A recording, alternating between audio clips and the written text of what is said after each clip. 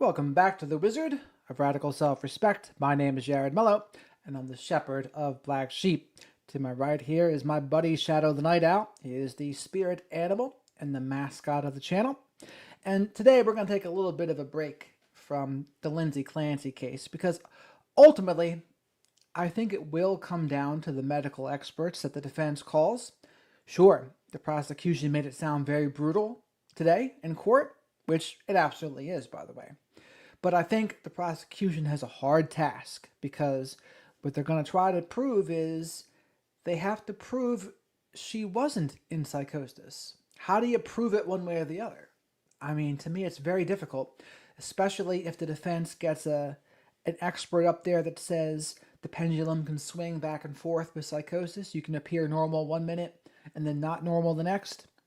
How does the prosecution prove, no, she wasn't even substantially impaired, or the capacity to understand it was wrong isn't even substantially compared? It's a tough task. I think that's a tough task there for the prosecution.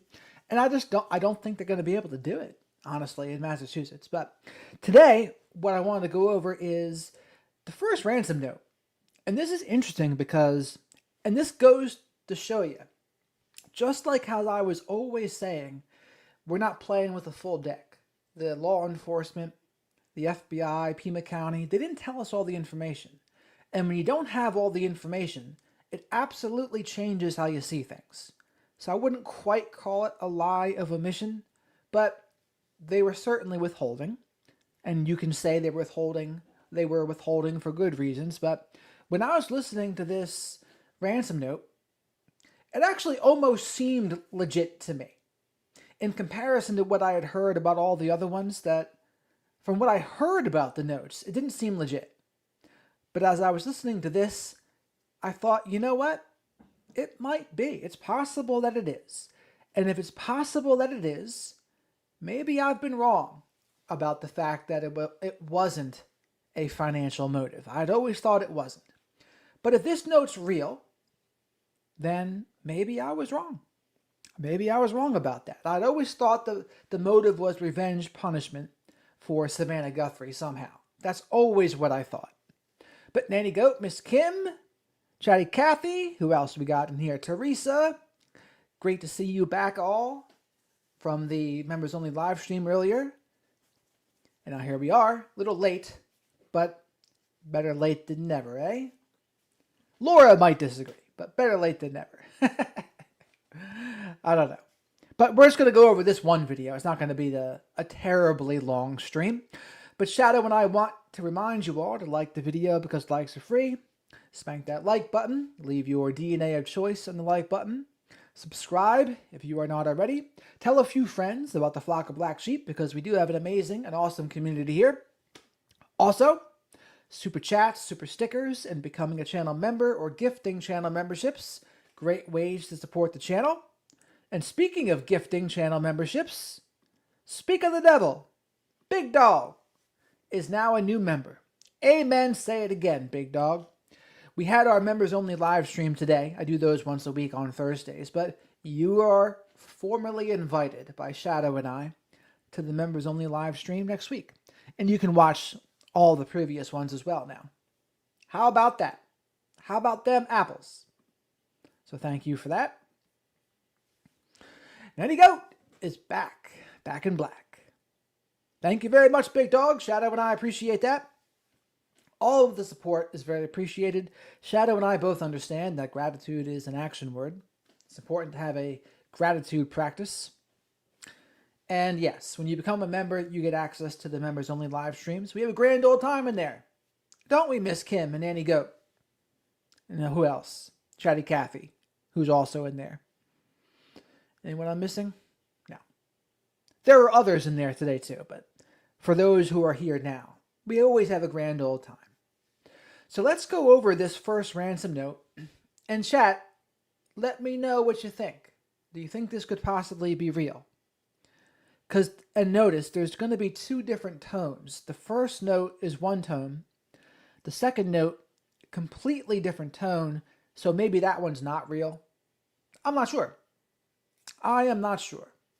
So let's see. Hey guys, thanks so much for checking out my show. Really, really appreciate everybody for watching. I appreciate everybody who has subscribed. We've been talking about, obviously, we've been talking about the Nancy Guthrie case now for almost 6 months. It's almost the 6 month mark since Nancy went missing, which is hard to wrap your mind around.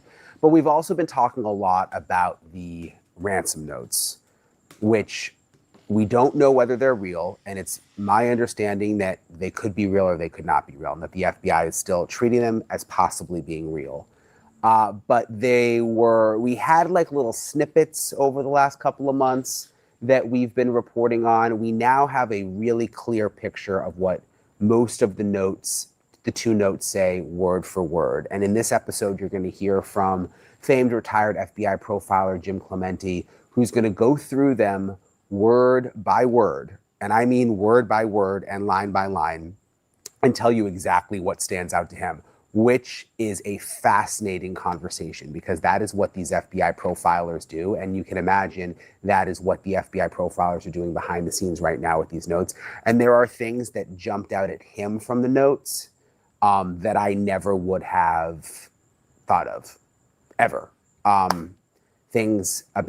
Things that he says show who the person could be, where the person could be, what their frame of mind was, and why they may not have even been about trying to get money from the beginning, why that may not be the motive. So you're going to hear my full conversation with Jim in a second, and he's always amazing, kind of going through things like this and literally just like dissecting them.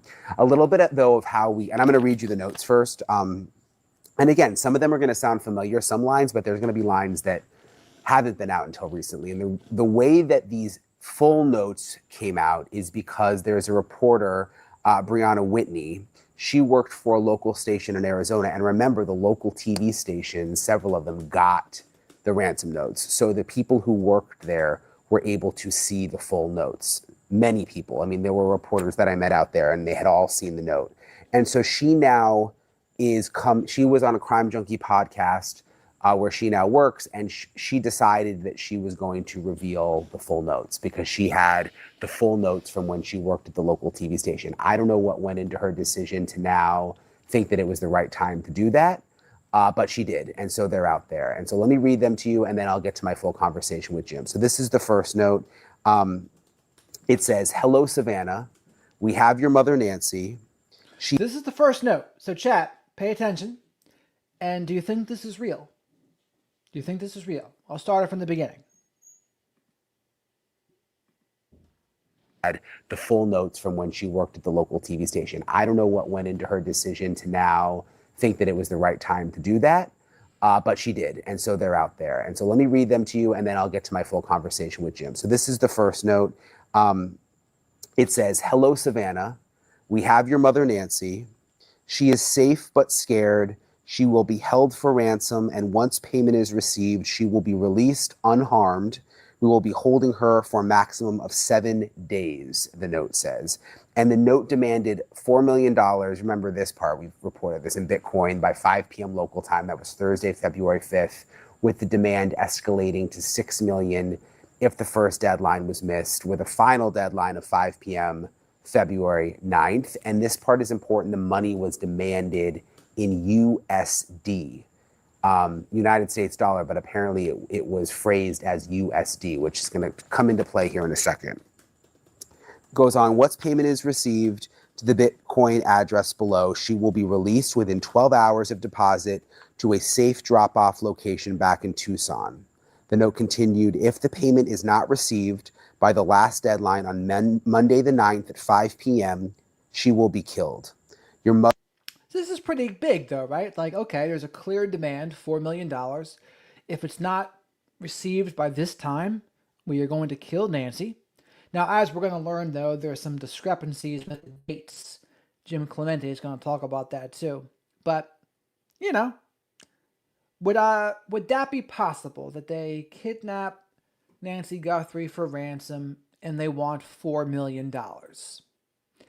Is that enough to make this all worth it? I guess so. I mean, when I was hearing about it before, some of these notes were asking for only 50 grand. I'm like, you're going to do all this for 50 grand? Which is what made me think it wasn't real. that it was just some opportunistic exploiter. But this first one, maybe. Like, I'm not ruling it out anymore. I'm not ruling it out that it's not real. I'm not ruling that out. And if it's real, that does change a lot how I see this case, to be honest. But again, this is why it's so difficult to do our jobs when we don't have all the information, right? This is something that if we would have known this from the beginning, well, guess what? Maybe my thoughts would have changed months ago because I would have learned this. I would have read this note.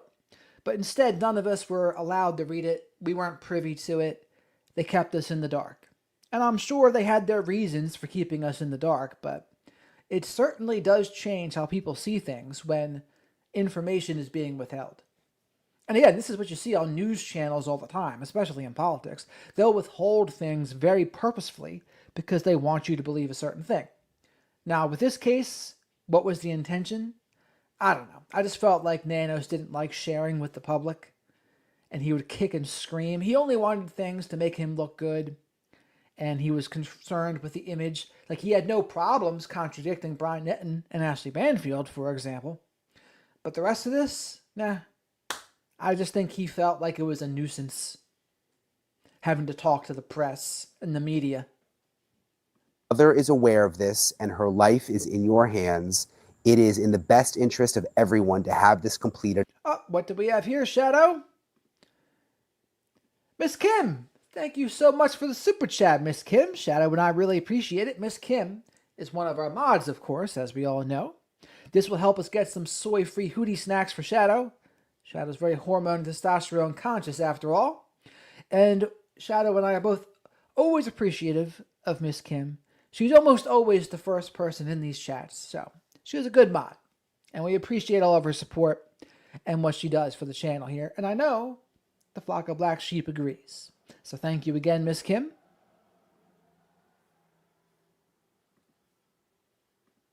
As soon as possible. You will not be able to contact me from here on out. There will be no negotiation. Do not play games. Law enforcement will not be able to help you. So that was the first note. That was the first one that came. Then remember, there was the second note, and this is what the second note said. We did not fully grasp the seriousness of her physical conditions. We never intended to hurt her. This was not our intention. She perished shortly after she was taken. We believe it was heart-related. She is buried in nature now. Nothing you could have done. This is the second note, by the way. Could have changed the outcome. We are truly sorry.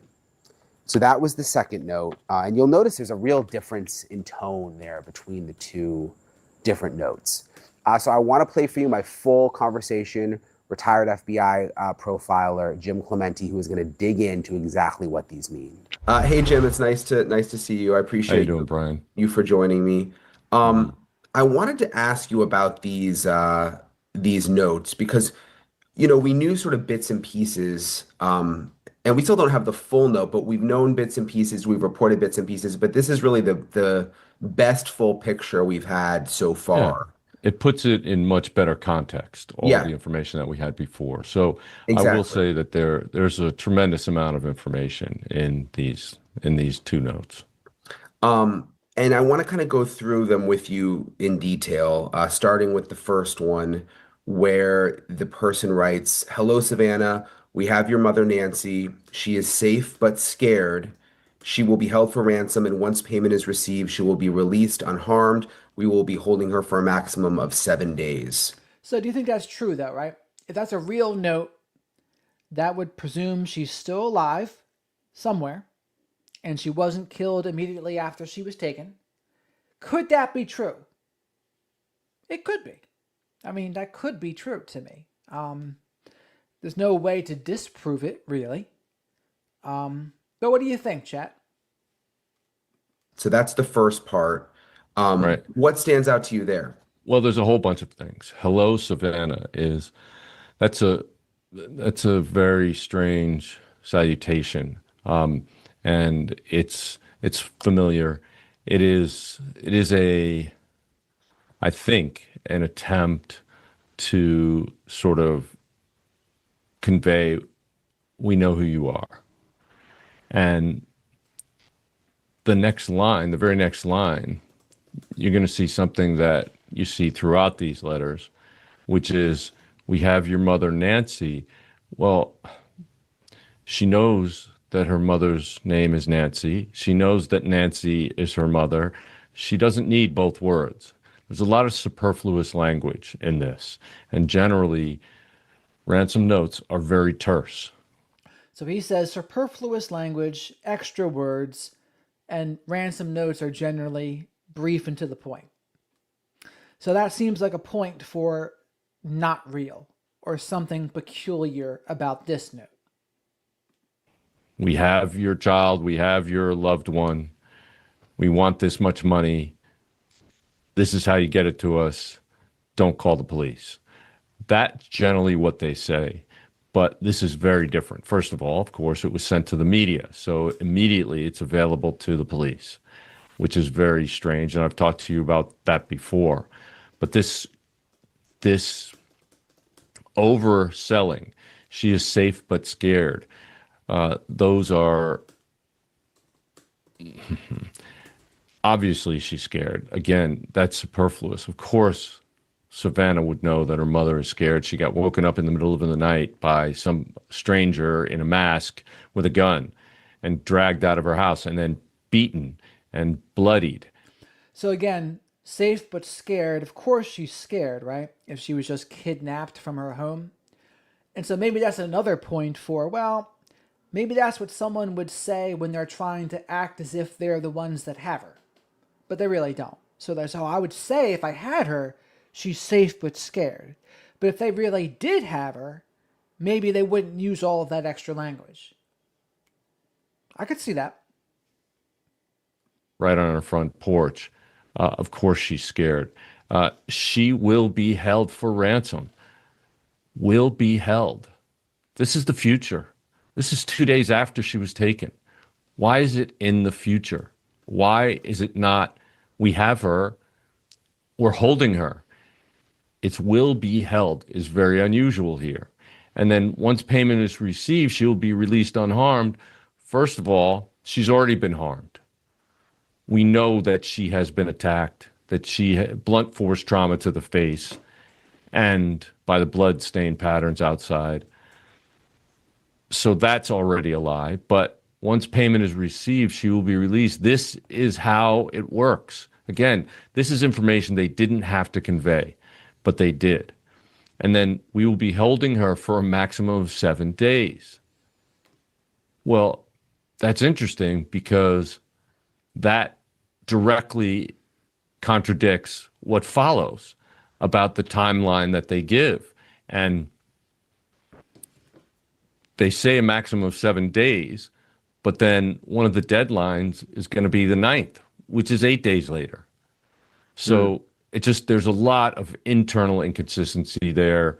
Again, part of that is because this is not some kind of professional. This is somebody who is bungling their way through this, and they're going to give away a lot more too. Yeah, I mean, you made a few interesting points. We have your mother, Nancy. I'm just thinking if I was going to write a note like this. Oh, what do we have here, Shadow? Hark the herald angels sing. A super chat from Sweet Caroline and the flock of black sheep. Sweet Caroline's always too kind, as are all of the flock of black sheep, by the way. We love you, Jared and Shadow. Well, Jared and Shadow love you too, Sweet Caroline, as we love all of the flock of black sheep here. The people that are here right now. Wendy, Miss Kim, Big Dog, Danielle, Nanny Goat, Bethany, Wendy. Who else? Phil Bradley. Hopefully Jackie's out there in the ether there too, floating around. But we always appreciate it. This will help Shadow get his soy-free hootie snacks. Very hormone and testosterone conscious. Shadow has also been thinking about, he said, Jared, why don't you get a fox? And I said, you know what, Shadow? It's a damn good idea because I do enjoy, my other spirit animal is a fox, by the way. And I do see foxes around where I am in New Jersey here. So I usually see them at nighttime. So as always, thank you very much, Sweet Caroline, a flock of black sheep. We really appreciate it. You're right. I Oh, wouldn't say your mother, Nancy. I would just say we have your mother. correct. Why? Why? Or we have Nancy, Yeah. because clearly Savannah, who this is addressed to, knows exactly who Nancy is, knows exactly who her mother is. Again, you're going to see this repeated over and over again. And I'm going to get back to this question in a second, but I want to ask you, I'll ask you it again with another part that stood out to me. But do you think it, not like Chat GPT, but it almost seems like, It's I very don't know. stilted language. Yeah. All right. Well, and later I think that also comes Yeah. And to maybe even like a form. non-English as a first language person or something who put it in a translator or something, you know? Possibly, yeah. There are some weird things in here. Yeah.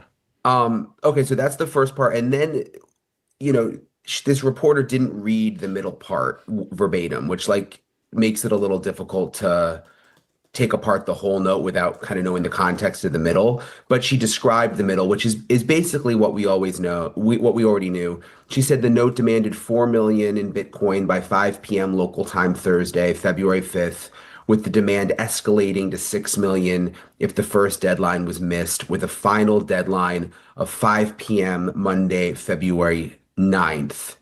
And the money was demanded in USD. Well, two things. First of all, does the USD stand out to you? Well, I don't know how the wording is important. I don't know how that was done because it's it's listed in Bitcoin, which is not US dollars, right? Mm. But it's based Bitcoin is based on US dollars. So I think that it could either be somebody who isn't born in the US, or it's somebody who's trying to appear more intellectual, more lofty than they actually are. And they're going to be here and other places, they use big words, unnecessary repetition. And I think you're going to see that over and over again. This is something that we've seen in some notes uh, that were legitimate, some notes that were not legitimate. So, but just so if you could take this next part line by line rather than reading the whole thing, because Yes. there's so much. Okay. Yeah, and just the only time I've ever said USD or heard USD, I think for me is when I've been traveling and it's like a currency exchange. And like someone will say like, "Oh, you have USD." You know what I mean? Right. Yes. Um, it's not like something I would typically hear. But it says two paragraphs lower, it says the fact that the note was addressed Savannah Guthrie by name and demanded payment in US dollars. Did it demand payment in US dollars or did it say USD? I don't, USD. It well, said where do you see USD. that? Where do you That's see just what that? that's actually what I've heard separately for a while. Okay. I just never reported it because I didn't want to report. I Right. was trying to be cautious with it, but now that it's out there, I've heard that it was USD. Okay, well, all right. So that this is why it's incredibly important to do if you're doing statement analysis, if you're Yeah. doing analyzing these letters, to actually see the actual letters, because there's a lot of things that you can't tell from this. Not all the punctuation is there, not all the wording is there, not the pacing, the spacing.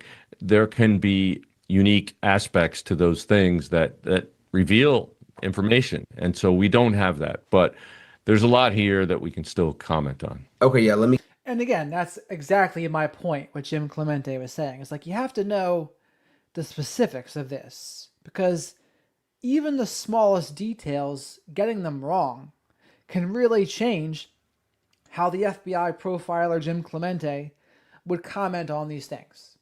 And that's the same thing I have said the entire time, too. If I don't have all the information, we're playing with half a deck, or we're not playing with a full deck. And there's so many things that we just don't know that could really influence how we see it if they would just release the information. Now, that being said, we're not entitled to the information either. That's true too, by the way. I don't think there's no rule that says, yeah, Sheriff Nanos and FBI task force, you need to update the public on this and share every bit of information you have. Now, nowhere does it say that. I'm sure creators like myself and others, would like that. But their goal is different than our goal. Or actually, I shouldn't say that. Our goals are along the lines of their goals, but they just want to solve the case, period. Right? That's it. Now, the creators, we want that too. But I also think the creators want things to be able to talk about in regards to the case. So, in some ways, the goals are combined, but not completely, right? So, if the task force thinks and Sheriff Nanos thinks if we share more of this information and it helps and it doesn't help us, it could actually hurt the case, well, then we're not going to share it. Like, that's what they're thinking. Keep going here. So, and we'll go through this next part line by line. Once payment is received to the Bitcoin address below, she will be released within 12 hours of deposit to a safe drop-off location back in Tucson. Okay, so there's a lot of things here. Again, we have once payment is received, repeated. All right, and again, it's not necessary. They could have said once the Bitcoin is in the account, we'll release her within 12 hours. We'll drop her off in a safe place. But they're trying to speak in a way that seems very, again, sort of lofty and posh and not sort of baseline English language. She will be released within 12 hours. Obviously, that's an attempt to say that we're up to 12 hours away from where she was taken from, so we have to go a far distance to get there. I think that's obfuscation. That's trying to put it off. I think that's a complete lie. They wouldn't, if they were actually 12 hours away, then they wouldn't want people to know they were 12 hours away. All right. And so, and the back in Tucson is also an attempt to say, we're not there. That's not where we're from.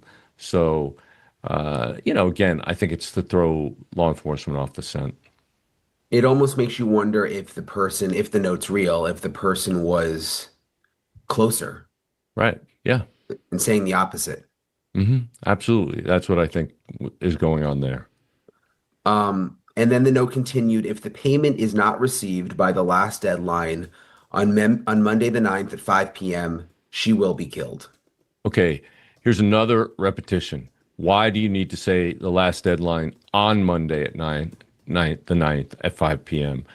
Again, there's the contradiction that's more than 7 days, and they said they were going to hold her for 5 days, and then they repeat Monday at 5 p.m., and that's not necessary. They're spending more time doing this, and they're adding words that I think are all puffery. The one direct thing they say is actually passive. They say, she will be killed. They're not saying, we will kill her.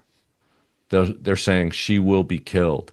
And that's a direct threat. It's meant to induce fear. It's meant to encourage payment, but again, it's passive. It doesn't sound like the threat isn't an active threat. The threat is not, I will kill her, we will kill her. So I think that shows a lack of commitment to that particular threat. When you say lack of commitment, what do you mean? When people communicate in this kind of situation, a lot of times they oversell, which happens a lot here, or they distance themselves from parts of the communication. And this lack of commitment here, she will be killed, it's in the passive tense. That appears to me to be a distancing from that. And so I don't believe that it is not as much of a threat as saying, we will kill her. So again, I don't know for sure if that is a language issue, but it is strange. It stands out to me that the one direct threat that they should be making is passive in nature. Interesting. So he's saying that the direct threat is very passive. And if this was a genuine note, they would be more direct about it. Now, could it be possibly that they just don't, they're not very good at writing ransom notes, and so that's why Jim Clemente here is finding these errors with it? I don't know. I don't know. But Jim's kind of making it seem like, well, maybe this is fake. And maybe Brian will ask him towards the end here, what does he think? Do you think this is real or not? Does that mean that maybe they didn't actually want to kill her? It's possible. Yeah, it's possible. They wanted the money. That's a possibility. There are other things that contradict that, but we can get to them soon. So it continues. Your mother is aware of this, and her life is in your hands. All right, Okay. we need to. Yes. You want to do that again, or does that not matter that I interrupted you? Yeah, I'll read it again. It continues on. Your mother is aware of this, and her life is in your hands. Okay, your mother is aware of this, of the fact that if you don't pay the money, that she will be killed. It's a natural conclusion to draw when you've been abducted and somebody's asking for money.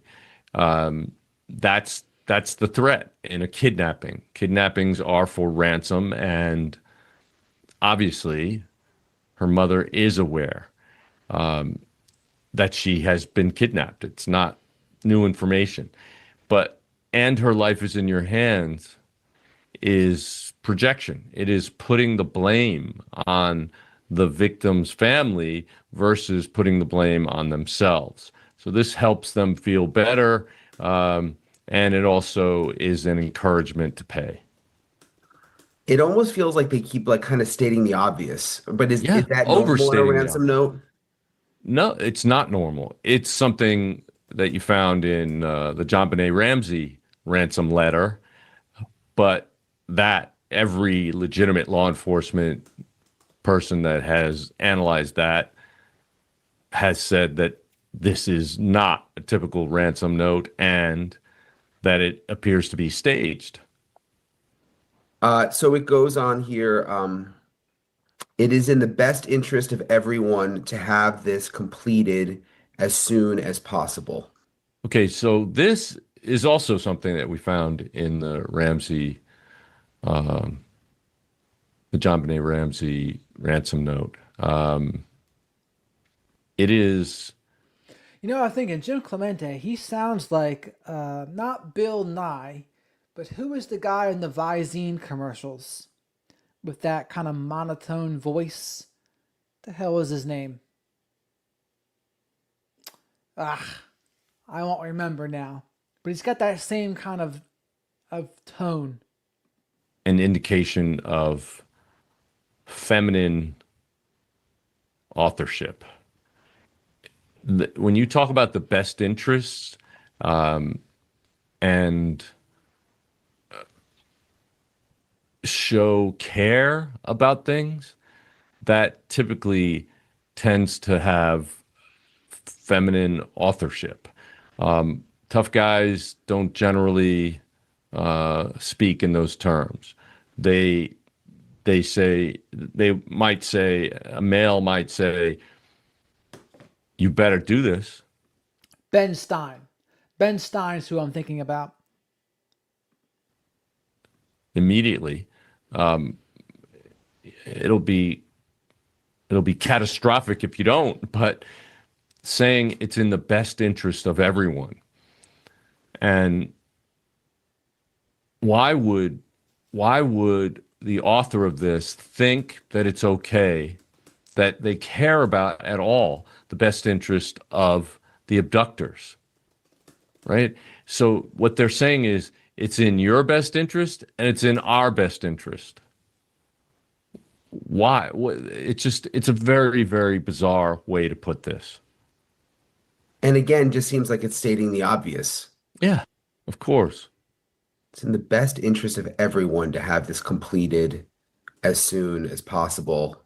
Yeah, it's But like yet they give two alternating deadlines, two alternating amounts, and they violate their own deadline, which was 7 days.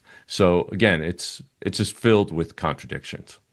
It goes on, you will not be able to contact me from here on out.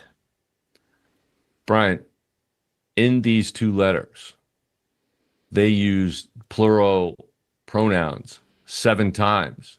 This is the only time they say me. Contact me. Why didn't they contact us? They say we, our. Interesting. So that's a good pick up there by him.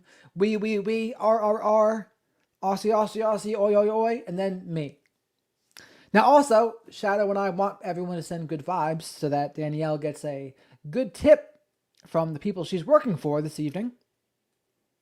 They said me here. This is a slip up. This is an indication that it is one person who's writing these letters. It's one person, not a group. It's not a bunch of people. It's not two people. It's one person. They slipped up. They were using we, this royal we, to seem puffed up and bigger than they actually are, just like the language they're using. So that's a consistency. But here they messed up and said me because that's who they are, one person. So here Jim Clemente he's talking me out of thinking the note's real. Honestly, he's talking me out of thinking it's real, and he's making me think, no, I was correct all along. They're all just fake, and they're all opportunistic exploiters trying to, what's the word? Not steal, but not embezzle, but what? What do you call it when you're trying to like have a ransom? Entrap? No. What's the word? I can't think of the word. you saying that, and then what you said about the previous line, the one person could be a woman, you think?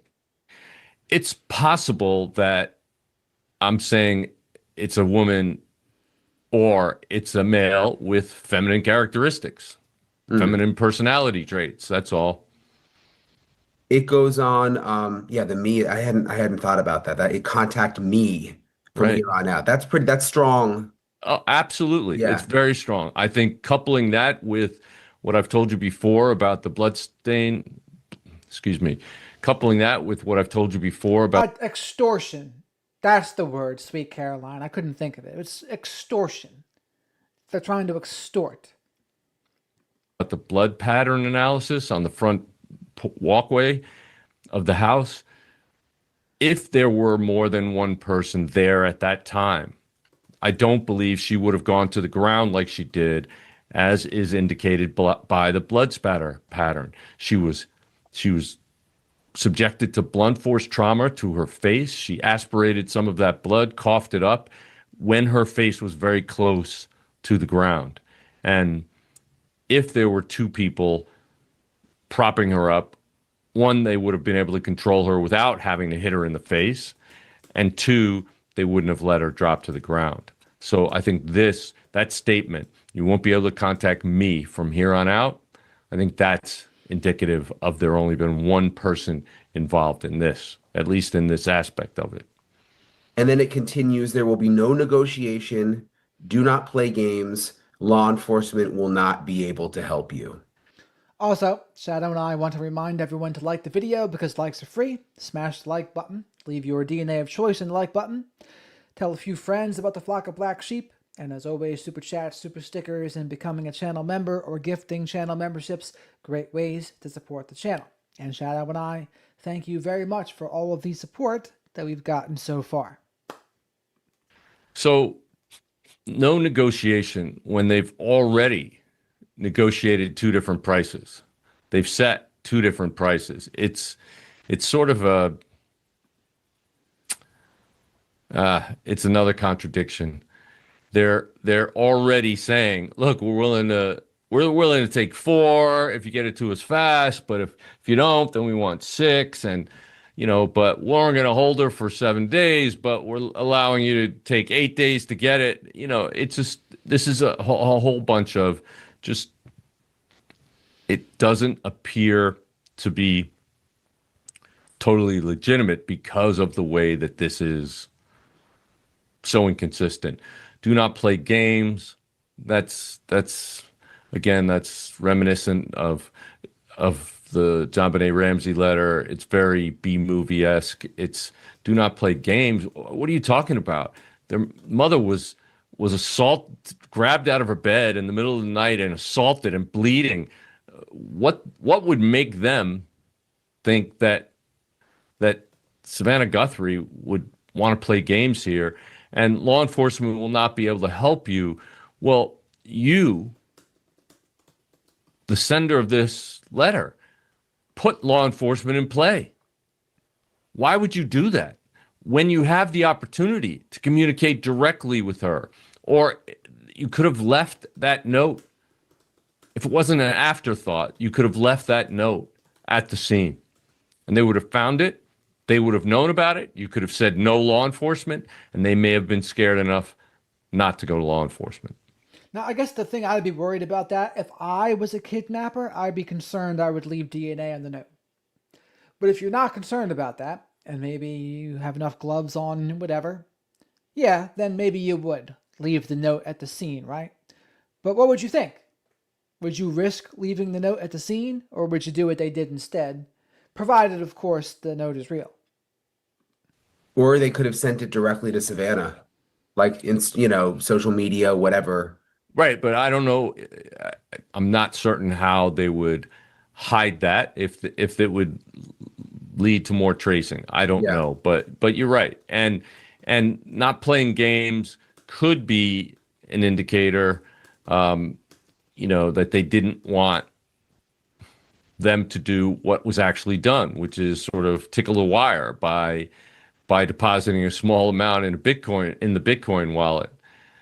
This is exactly what they told them not to do, and that's what was done. Just the way those three sentences go, like there will be no negotiation period, do not play games period, law enforcement will not be able to help you period. Like it's so dramatic. It reminds me of almost like, this is a weird comparison, but almost like if I was writing a script for a story and I was trying to sound dramatic with like 3 points to end on. Do you know what I mean? Yes, I do. And that's why I referenced the John Benet Ramsey letter, because there were actually quotes from 3 movies in that letter. And that it's an attempt at dramatics that no professional, no person who was actually extremely focused and motivated on getting millions of dollars would waste their time doing. And that's why these letters, although they may be legitimate in terms of coming from the person who abducted Nancy Guthrie, they may not be legitimate in terms of the fact that they actually wanted money. And again, this is something that I believe they indicated by sending it to the media rather than directly to Savannah. There was a different motive behind the whole thing? Well, that it indicates that it may very well have been, because what in the end did they actually get?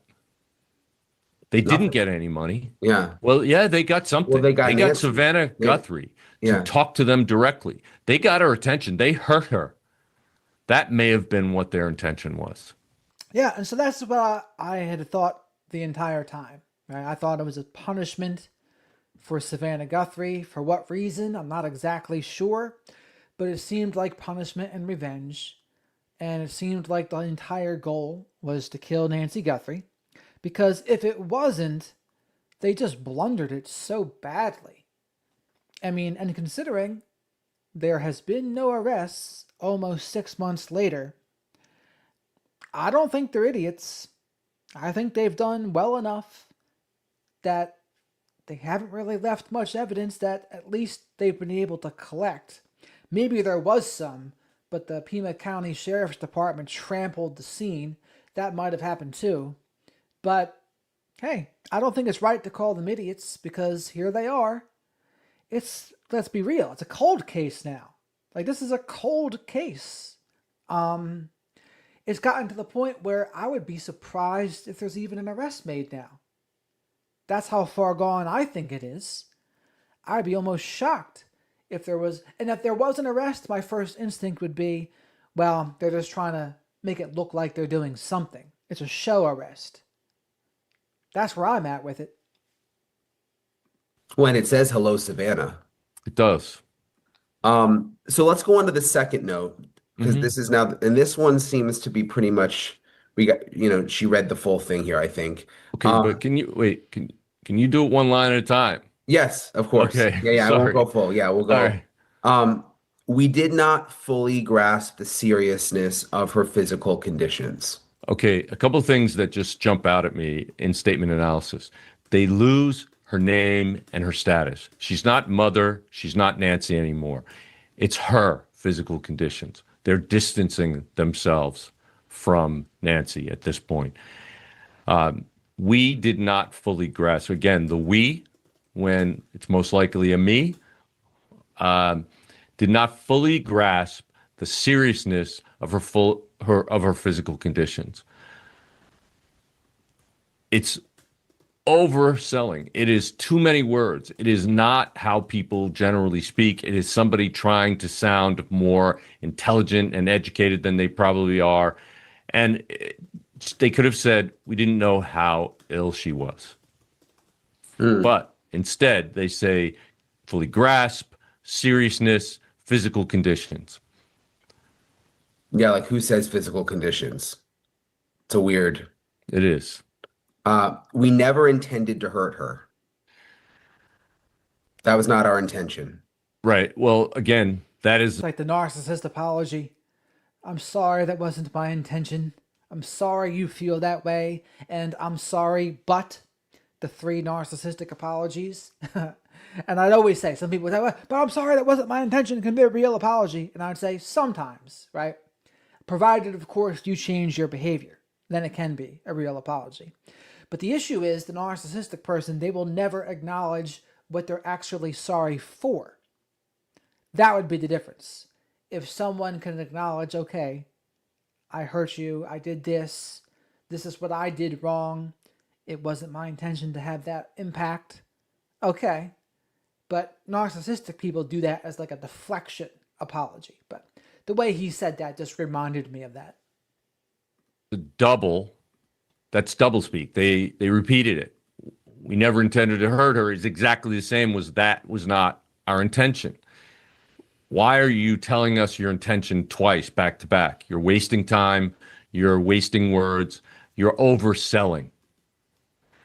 And why would you say that when in fact, one, you did attack her and hurt her on her own front porch and you threatened to kill her? How can you say that you didn't intend to hurt her when you wanted everybody to believe that you would kill her if you didn't get the money? Again, total contradiction. And again, we and our, Yes, from, plural. yeah, when we had the me, like that's interesting. And it seems like they're making the point to continue to use the plural. Of Or, course. yeah. That was a mistake. And it was because instead of starting the sentence, in other words, every time they start a sentence, it's we, right? But the me was in the middle of the sentence. And Hmm. so they forgot. They weren't focused on it. And that's what we do in statement analysis. We look for inconsistencies like that. She perished short. And this is the danger, right? Where I'd always said I thought the notes were fake, but here we are 6 months later, they frame it in a different way with more words. And I'm like, oh, maybe I was wrong. Maybe it could be real. And then we go through it and it's like, no. Your initial gut reaction is usually correct. It's the same thing that happened on that fateful night. Friday the 13th, February, I think it was. That night, remember that night? Many of you were here, and we thought they found Nancy, or we thought they found someone to arrest. And at first I thought, no, it doesn't feel right. They're just using this opportunity to pull out all of their equipment. And then as time went on and the anticipation built, I began to second guess myself and say, well, you know what? Maybe there is something here. Maybe they do got something. And then lo and behold, what did they have? Absolutely nothing. Just like with war. War. What is it good for? Absolutely nothing. After she was taken, we believe it was heart related. Again, there's another we. Okay. But she perished again, instead of died or passed, after she was taken. she was taken, not after we took her. Right? So Mm. this is another indication that it is somebody distance from the actual abduction. This is something that could seriously undermine the connection. All right. She perished shortly after she was taken. By who? By you? Why didn't you say after we took her? Why the difference? When you got we right before, you got we right after. And we believe it was heart related? What are you talking about? I think that she did die shortly after she was taken.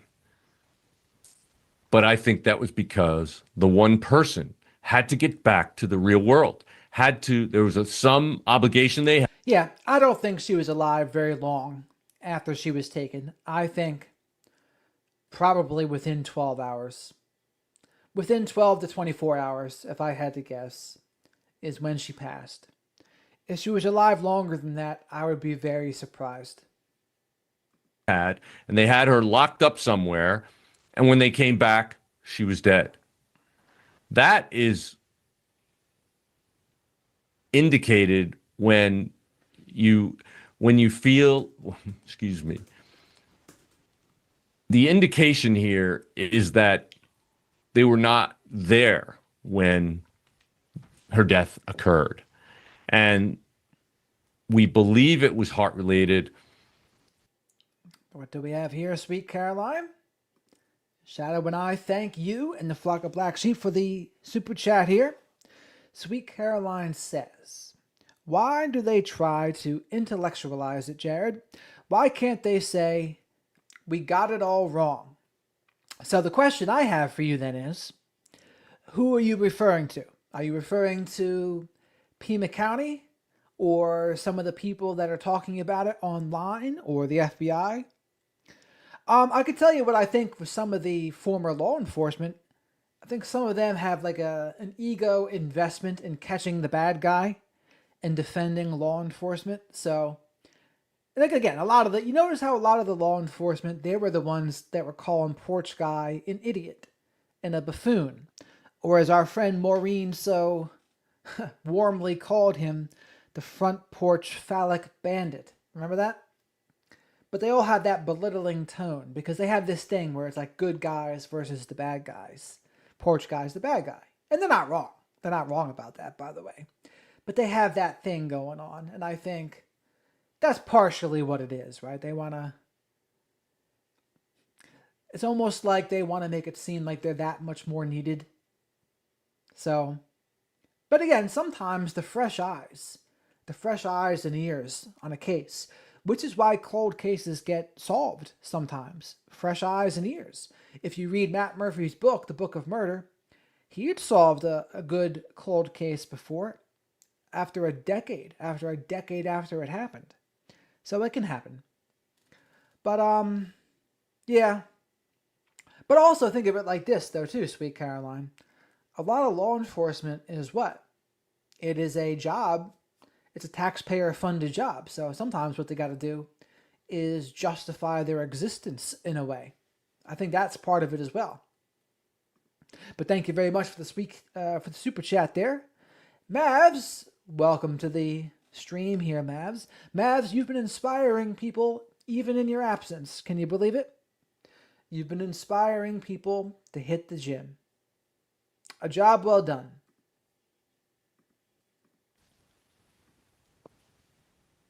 If she had a heart attack and they were present for that, there's indicators typically. There's pain in the jaw, there's pain in the left arm, there's pressure on the chest. There are things that could tell them what was going on. I don't think that this is the one part of these letters that really undermines the connection between the abduction and these letters and the demand for money. The also perished is again a word that I don't know that I've ever used that word in conversation. Right. Or would ever even write that word. Right. And I would Perished. Has Brian Itton been listening to Candace Owens say that they never should have used the word vehicle? Tyler Robinson shouldn't use the word vehicle. Brian Itton says, I've never used the word perished. Probably not. Brian's probably more correct in this case. say that this person wants to come off as being more intellectual than they actually are. They probably have a poor self-image, so they're trying to use big words. And they do have some either a thesaurus or access to AI to get these words. But when you say perished, and when you're trying to oversell who you are and your education level, you're actually indicating the opposite, which they don't really realize. She is buried in nature now. Okay, Nothing. stop. Okay. Yeah, let's stop there. Do you want to say it again? No, it's okay. Okay. So we've talked about this before. Not only does it say she is buried in nature, it says now.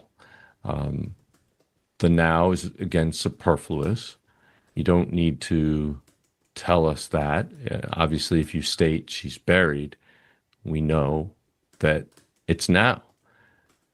But in nature is a very stilted way of stating that. When you bury someone, there's either earth burials or water burials.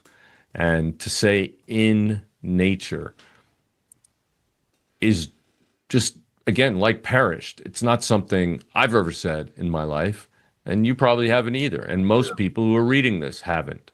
So this is something that does indicate potentially some kind of translator or AI function. However, I do believe that it is also consistent with this.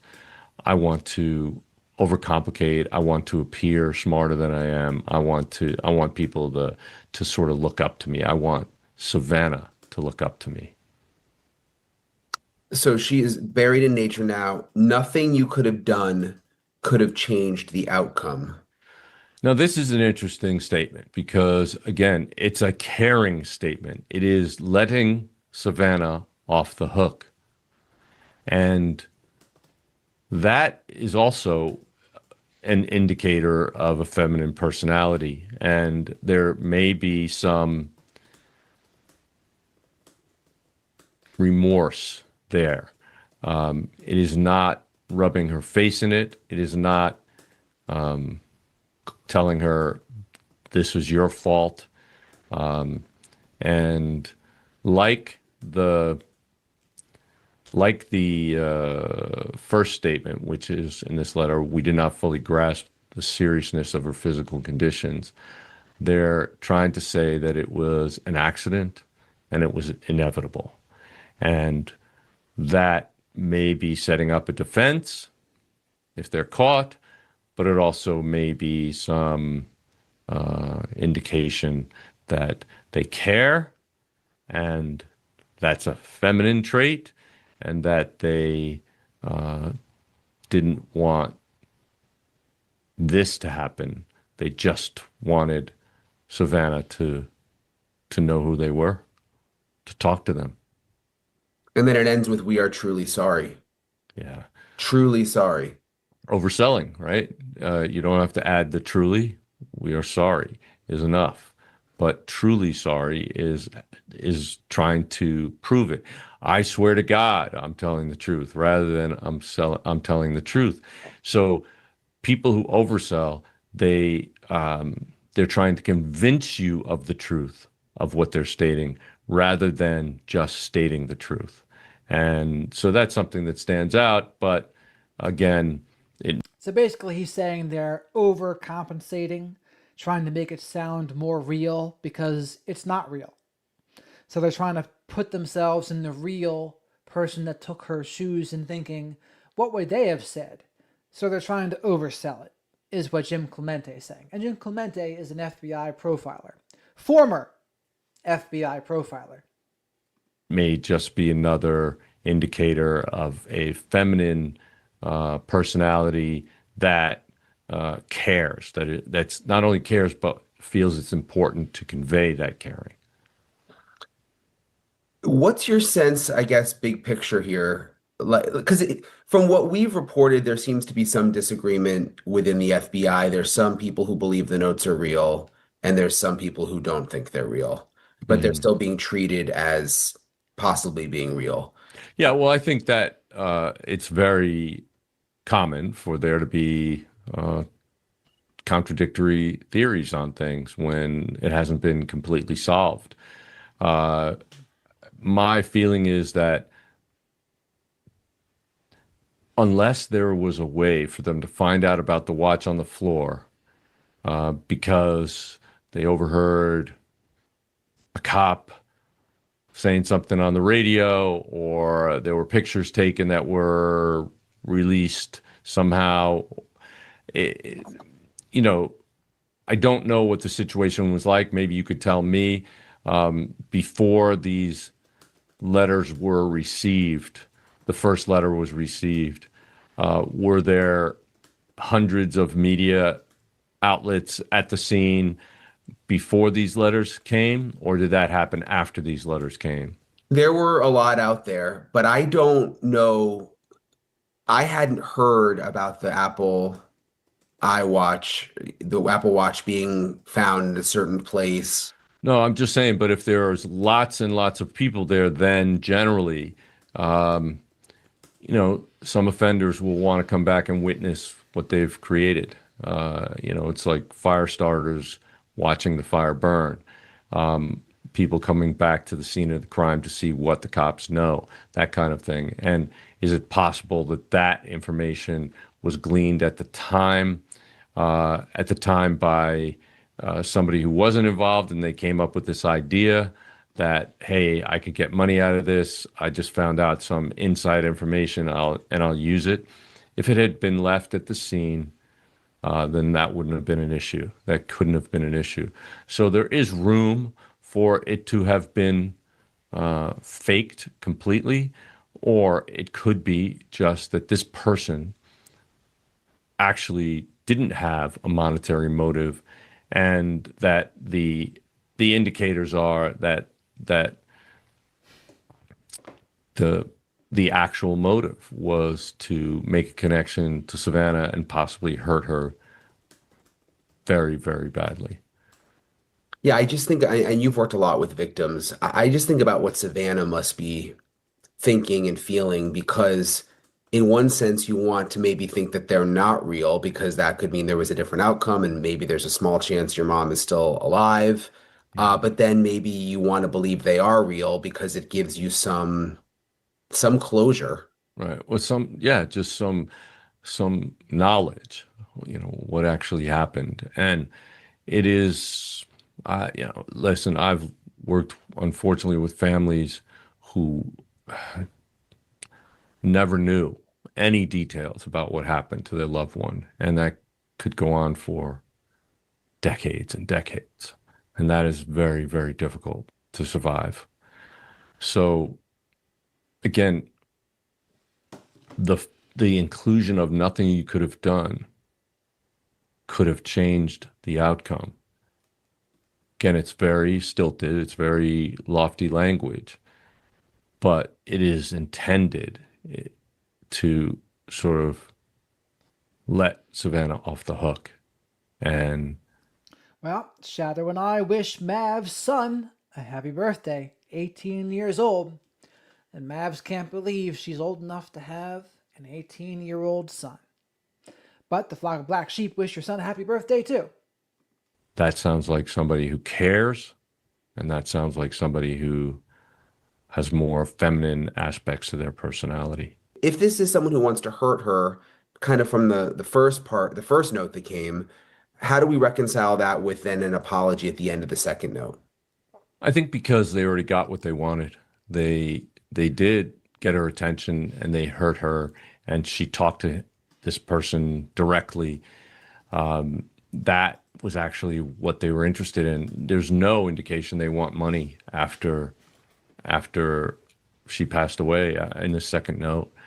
They've completely abandoned that. They didn't say, because you didn't pay the money, she died. Mm. They didn't do that, right? So I think that's another indication that that wasn't, if it was a motive, it was not the primary motive. And they already accomplished the primary motive. They also could have just disappeared if Absolutely. she died. Without saying Just anything. why even, I mean, you're kind of exposing yourself again to law enforcement. Right, but let me put it this way: there's a lot of undoing that happens in crime scenes, in serial murder cases, and violent crime cases, where sometimes the offender will cover the victim's face because they don't want to look at what they've done, or they'll redress a victim, or they'll clean them. And again, that's what we call undoing, which is sort of an indication of remorse. They wanted to hurt her, and when they saw how much she was hurt, oh, geez, that wasn't exactly what I intended. I thought it would just get her to know who I am. If you remember, again, it was in the John Benet Ramsey case, John Mark Carr, who was clearly not a suspect. The murder was flown in a ridiculous move by the district attorney from like Singapore, first class, drinking champagne. And what did he say? I wrote to Patsy, and it's my information that she did read my letters, that she did know about me. I mean, he's indicating right there what he's looking for is the attention. Mm. And I think the same kind of indicators are here in this, in how this message was conveyed, and also in the contradictions that are and also in the contradictions that are contained in both letters. As always, really appreciate Jim for taking the time to talk with me. So basically, he didn't ask him directly, do you think this is real? But basically, Jim said the whole time, no. I think this guy is trying to make it seem like he is the person that took Nancy, but in reality, he is not. And that is the thought that Shadow and I have had the whole time. He's awesome. I mean, you can tell. I mean, sees things that we don't see because of his work history in the FBI. So we'll see how things develop. I mean, the last I heard from my sources was that things are sort of status quo, still no suspect, but you just hope that they're making some kind of progress behind the scenes, especially with the 6-month mark coming on Saturday. Will officially be 6 months since Nancy went missing. So you guys know I'll stay on top of the story. Any new developments that come out, I'll let you. All right. So we have one more to play for a little bit here. Shorter night tonight. Almost 6 months. Hey guys, thanks so much for checking out my show. Really, really appreciate it. I appreciate everybody for watching. Appreciate everybody who has subscribed. I'm back here in Tucson, Arizona, outside Nancy Guthrie's house. It's actually... Oh, wow. Well, Shadow and I want to remind you all to like the video because likes are free. Spank the like button. Leave your DNA of choice in the like button. Make sure you are subscribed if you are new or just lurking. I talk about true crime, current events, and psychology on the channel. I also interview a lot of professionals and law enforcement, former law enforcement, current law enforcement, you name it. We'll talk to almost anyone here. And Shadow and I also want to thank everyone for all of the support that we've been getting so far. All of the super chats, super stickers, and people that become a channel member or gift channel memberships. They're all great ways to support the channel. And Shadow and I are very grateful. Much hotter this time of year. I was just talking to Mo about that. Like last time we were here, I mean, it was really hot when we were here for several months right after Nancy went missing, and I've been back a couple of times, but just in the middle of the summer like this, it's like 110 degrees here yesterday, so it's brutal. But this is what the house looks like now. This sort of like wire chain in the front is relatively new, and you can see there's a private property sign, no trespassing, no delivery. Well, because what Brian's not mentioning is there was all sorts of theatrics in front of her house before from some of the other YouTube streamers. Not from Brian, but other ones that were having some theatrics. And so I'm not exactly sure what happened with that, but that was certainly going on. is that there's definitely a sense that the neighbors in the neighborhood don't really want people out here anymore, sort of want everybody to move on. You can see they've still got cones out here blocking these rocks. That's kind of where we used to set up, actually, where all those rocks are. And they've put all those rocks there now. Those weren't there. So that, they don't, there's an effort to keep people kind of away from the area. In this episode, I'm going to really dive into the Savannah Guthrie video that she released, which I've learned was in coordination with law enforcement, and the language was so specific, and it was so clear that she was talking to someone specifically, to the person who she thinks. This sounds like the one where it reminded us all of the Silence of the Lambs, where they were kept on using her name to humanize her. Took her mom, and why she chose those words when she said she had a specific message. I love this message, Sweet Caroline. Thank you very much for this. Shadow and I say thank you. Sweet Caroline says, though, please, universe, repeat after me. Repete. Please, universe, give Danielle the 100. And now, if you sing it in 4-part harmony with the rest of the flock of black sheep, please, universe, give Danielle the 100. And we'll see what the powers of manifestation and persuasion can do. Thank you very much there, Sweet Caroline and the flock of black sheep. That's right, Mavs. Hello, Clarice, darling. When she tried to sort of level with the person, I'm going to go through it with the former FBI profiler, because all of those words, it seems, were chosen very, very carefully. So that's going to be coming up in this episode. Also, Sheriff Nanos, the sheriff here in Pima County, has done a new interview, said a couple of interesting things, which I'm going to get to in this episode. I also want to show you guys, remember where the memorial was, by the way? You guys remember when I was out here, there was always flowers and candles and cards. This whole area was full of stuff. It's all now been removed. Again, people in the neighborhood have removed it. There's definitely a feeling here that they just kind of want to move on in the neighborhood. But I'm going to get into all the latest in this episode of Brian Ensign Investigates. All right, hey guys, hard to believe that it's been now almost 6 months since Nancy Guthrie went missing from here in Arizona. And I've told you guys before, and I checked in with several of my sources again. I'm told that things are sort of status quo, that they're still working hard. There's the task force. They're working around the clock really still, but that there's still no suspects at this point.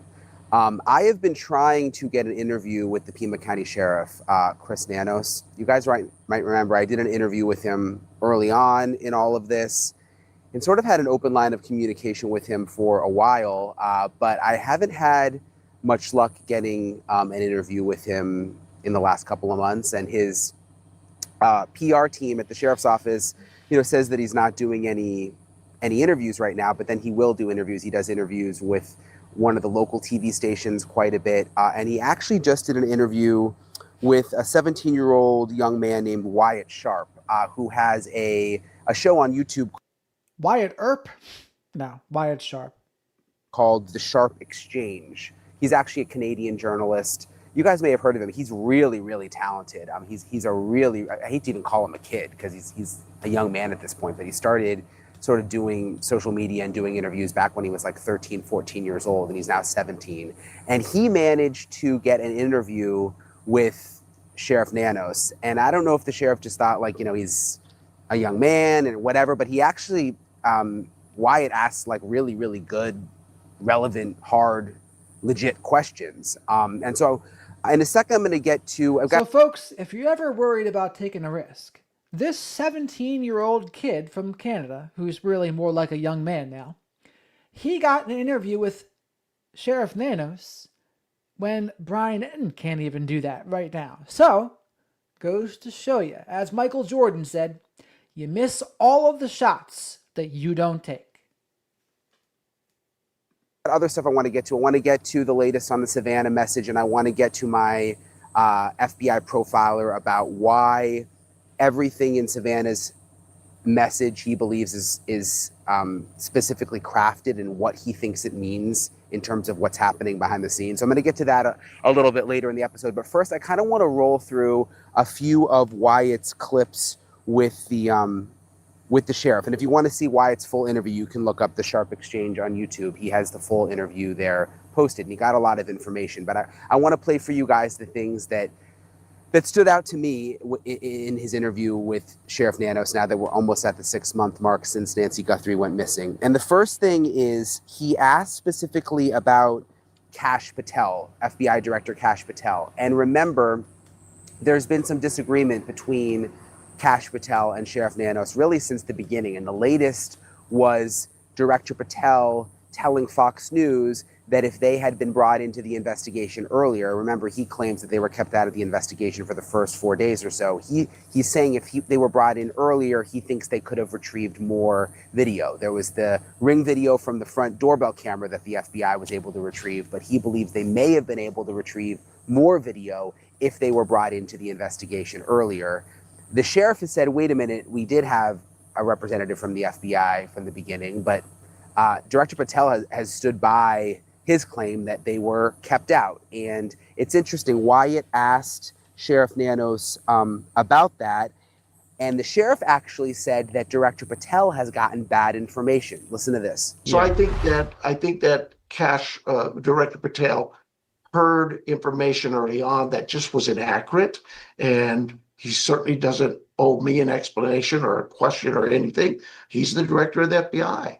But when the information is put out there that's not accurate, I think it helps, it hurts the case. And so individuals like yourself to come out and ask for accurate information from me, I never have a problem answering. So apparently, the wires are crossed between the FBI director and the sheriff. Hopefully what the sheriff says is true, that sort of the troops on the ground when it comes to the FBI agents and the detectives actually working the case are all working together and getting along. But apparently there has been disagreement at the top. And I was actually surprised to hear the sheriff say that he hasn't had a conversation with Director Patel. I would have thought at some point they would have talked by now. But apparently there's definitely issues with the relationship there.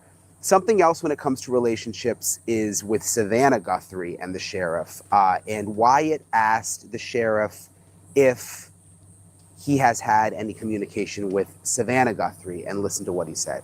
You mentioned Savannah. Have you spoken to her recently? She released that video yesterday, and I think a lot of people are probably wondering what the status is of the relationship between your office and the family. Well, our relationship is a good relationship. I mean, these are tough times. But no, I've not spoken with Savannah recently. She has my contact number, as you and the rest of the world seems to have. But she's very gracious, and she doesn't need to contact the sheriff. She needs a team that she's very well aware of that works with her, and she's in contact with them at any moment of day, any time of day that she needs to. So apparently it is not the sheriff who is communicating with Savannah Guthrie, which is interesting to think about. And I would imagine it is someone from the FBI. You can tell that guy Wyatt, he carries himself well. He carries himself like he's older than 17. And clearly, I mean, why else would Sheriff Nanos say yes? Although Sheriff Nanos is also probably thinking, I can pull one over on this guy. But I think Sheriff Nanos maybe underestimated him a little bit too.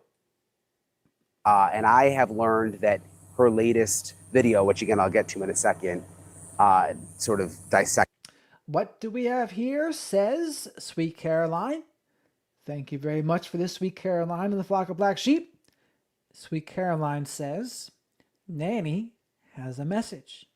So let's go on a scavenger hunt to find Nanny Goat's message. Nanny Goat! Find the scavenger hunt. Scroll up. Ah, there you are. Spank that like button. Amen. Say it again, Nanny Goat. Music to Shadow's and I's ears. And music to his ears because it also means more soy-free Hootie Snacks. So thank you very much, Nanny Goat and Sweet Caroline, for that. If you didn't like the like button, what you waiting for? It's only 1:02 in the a.m. Eastern Time.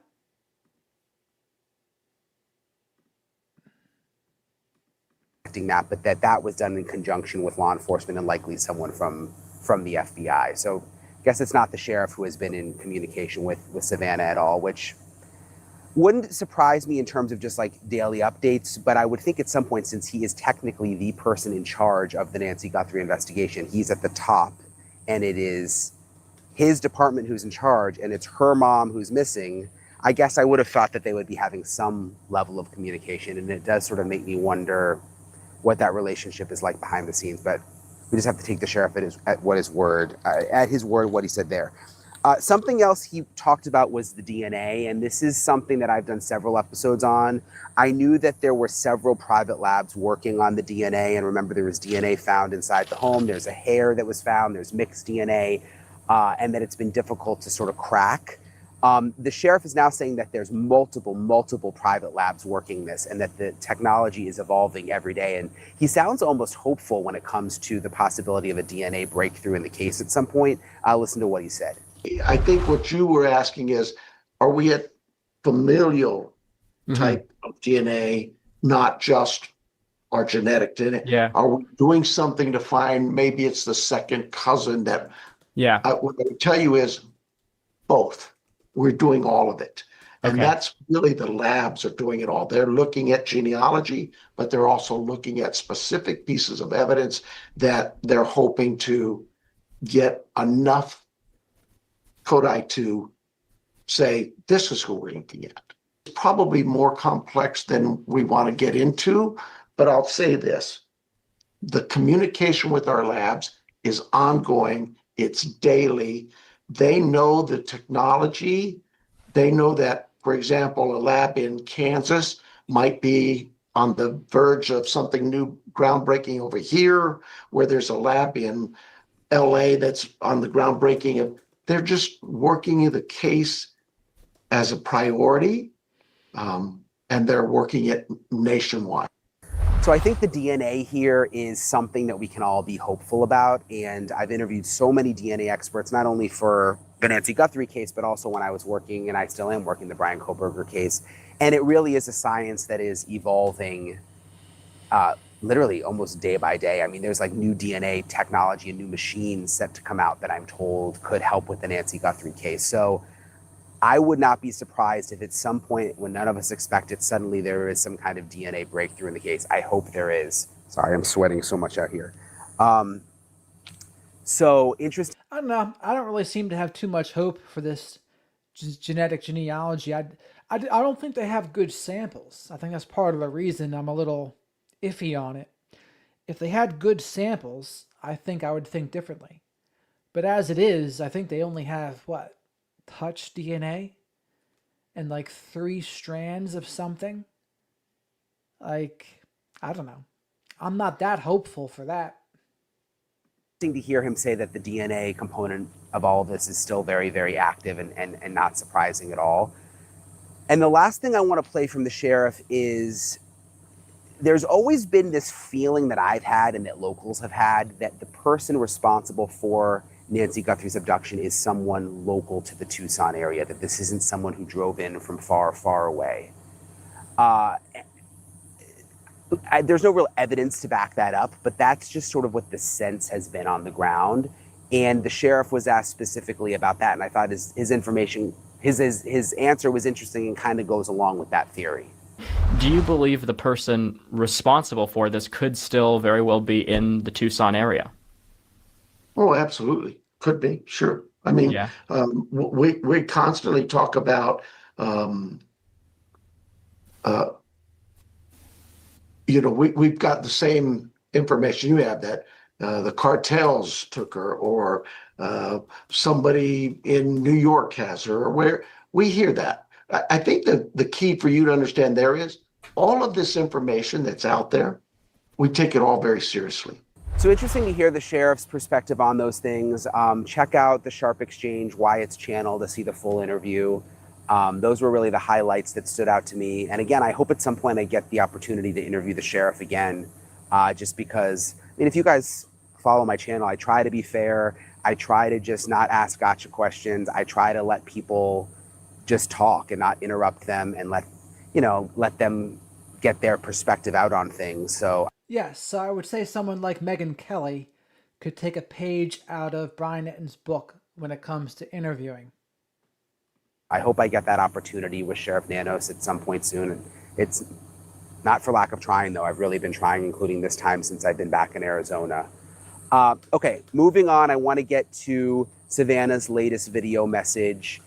She explained it as having a very specific message, and her wording was so specific. And I'm going to get to my FBI profiler who's going to pick the entire thing apart and explain sort of what the motivation is he thinks behind all of this. But first, let me replay you Savannah's message. I'm coming on today with a very specific message. It has been months since our mom was taken from us. Our family is in agony. We are in a nightmare that will not end. Nothing about our situation has changed. We have done our part, and we will never stop looking for her. We will always ache for her and feel that hole in our hearts. The world can be a cruel and unforgiving place, and I know that you have tried to do things the right way. So I'm asking you, begging you, to do the right thing now. So she said that the people that took her were trying to do things the right way. What an interesting way to frame it, right? Oh yes, you've kidnapped our mother, but you've done things the right way. So it's almost like they're trying to, this is something the FBI probably told her to say, to placate her, make them seem like they're doing things right, so they're more likely to cooperate, right? That's probably what they're thinking. Make the right choice. Help us find her. Tell us where to look for her. I truly believe it is never too late to do the right thing. Help us bring this situation to an end. For all of us, no matter where we've been and what we've done, I believe there is always a way home. Please make the right choice. So it was what seemed to be a very, very specific message. It seems that Savannah is talking directly to the person who is responsible for taking her mother. And you can just tell, you've seen her talk about it on the Today Show a little bit. She did the interview with Hoda. This did seem like a more crafted message, similar to the videos that we saw her put out early on. Something that I've learned was worked in. Yeah, I mean, and if you're Savannah Guthrie there, you're going to listen to the law enforcement professionals because you're going to want to hear and communicate in a way that makes it the most likely you get your mother back. Because at that moment, they didn't think she was dead yet for sure. So of course Savannah's going to ask FBI's specialists that are into this ransom negotiation thing, oh yeah, what's the right way to frame this? Of course. I mean, who can blame her at that point? And to relate this to the Lindsay Clancy case, who can blame Patrick Clancy for listening to the law enforcement or to the medical professionals? The medical professionals never told him, oh, by the way, you shouldn't leave your wife home alone with the kids. And we have to understand, right? Not everyone is like us. People that understand some narcissism, toxic relationships, true crime. Not everyone's into that. So if you're Patrick, you have your own life. And you're just going to listen to the medical professionals.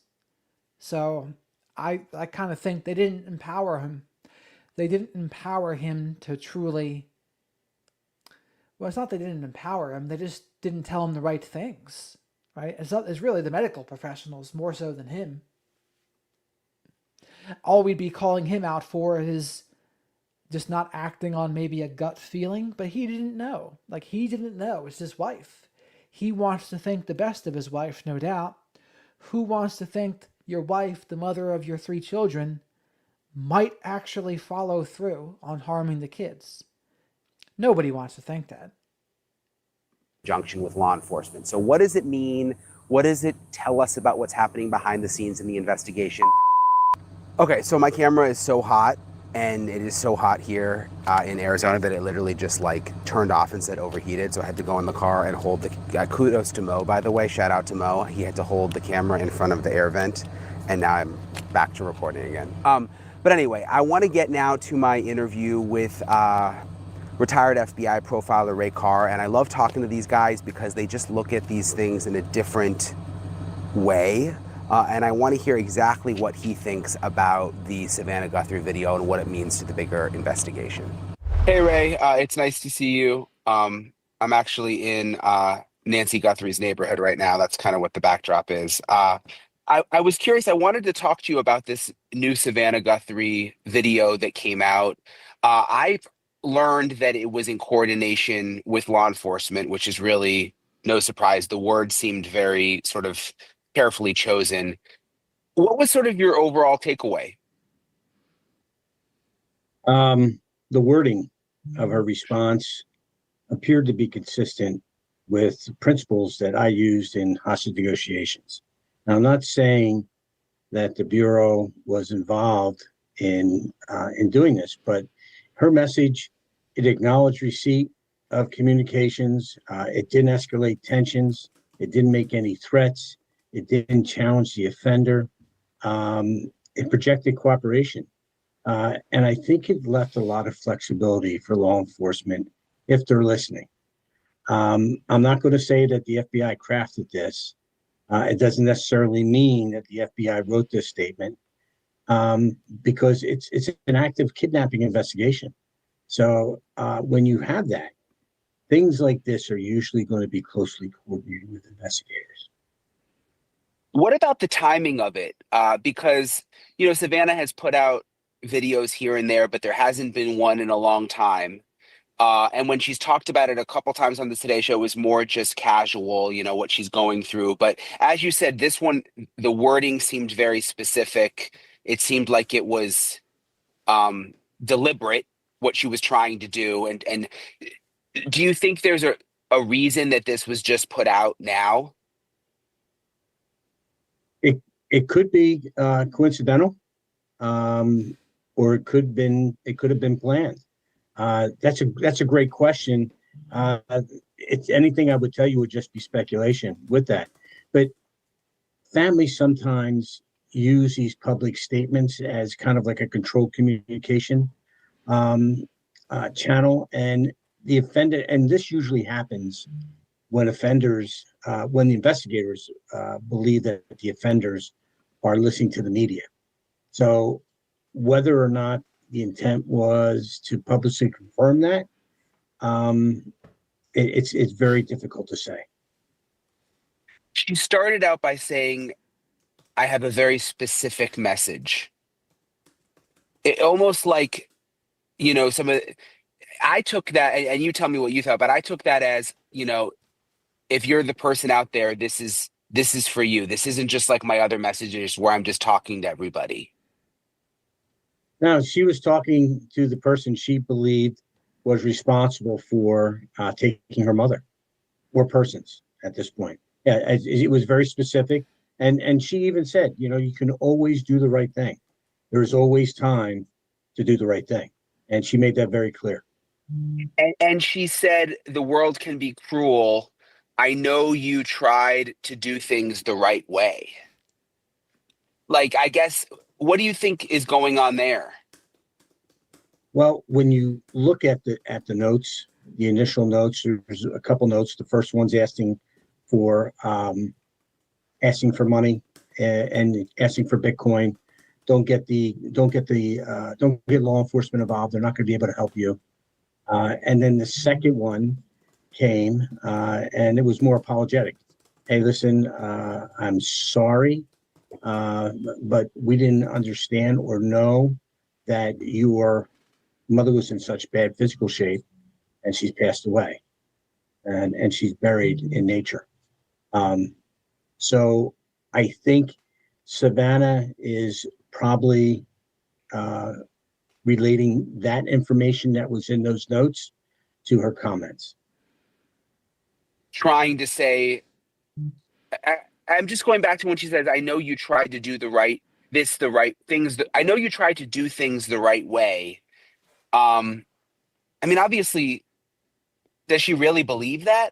Or is that just something the FBI is telling her to say? Like, I guess I'm trying to understand what she means by that. I know. I know what it is, right?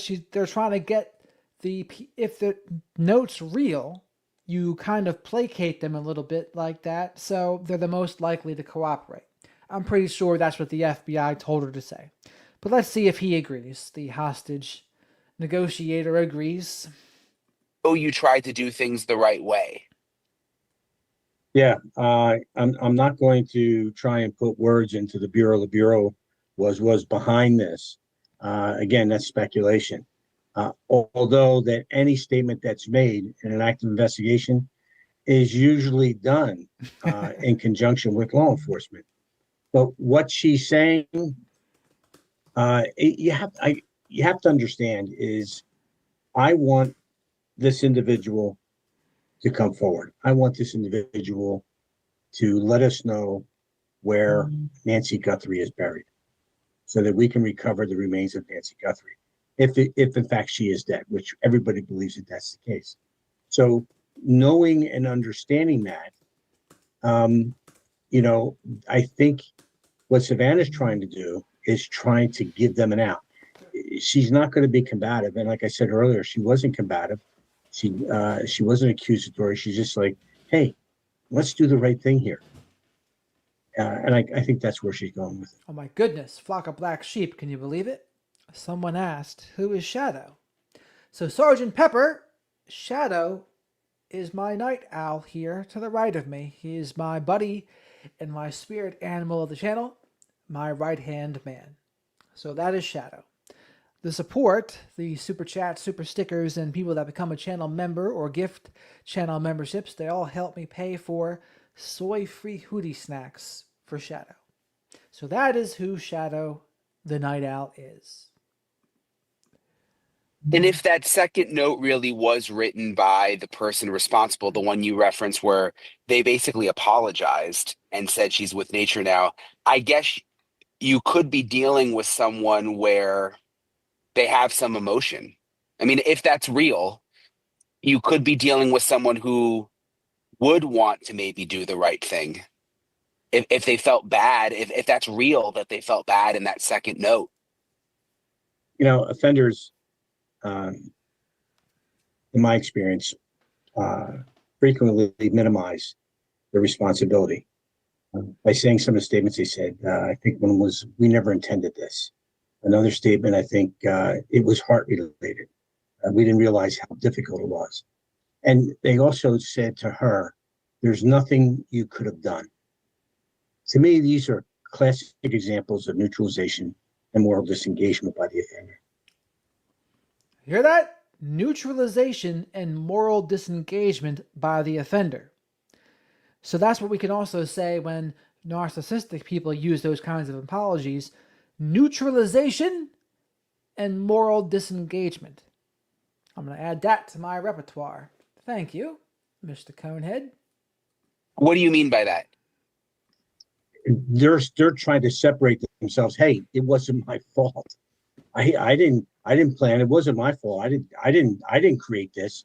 It was her health that did this. So she's the victim twice here. She's the victim being kidnapped, and then she's a victim because she died when she wasn't supposed to. So like they're trying to make themselves feel better by putting that out there. This wasn't my fault kind of thing. Is that what you mean? Yeah, some of the things is, I don't think they really fully grasp what was going on here. I don't even know. And some of the things in the notes lead me to believe that maybe English isn't their first language. And the note may have been translated to them, or they may have given the information that was translated and written down by somebody else. Or it could be that they were just trying to disguise their writing. But the wording reflects someone trying to sound as though they're educated and detached. Like, I'm not the villain here.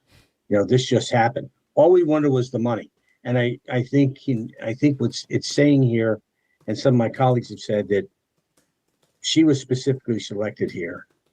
I think Savannah was the target. They knew she had money, and they went right away to her for that money. Do you think, and Jim Clementi brought this up, do you think there's a chance that money wasn't the motive and that, because the letters are addressed to Savannah?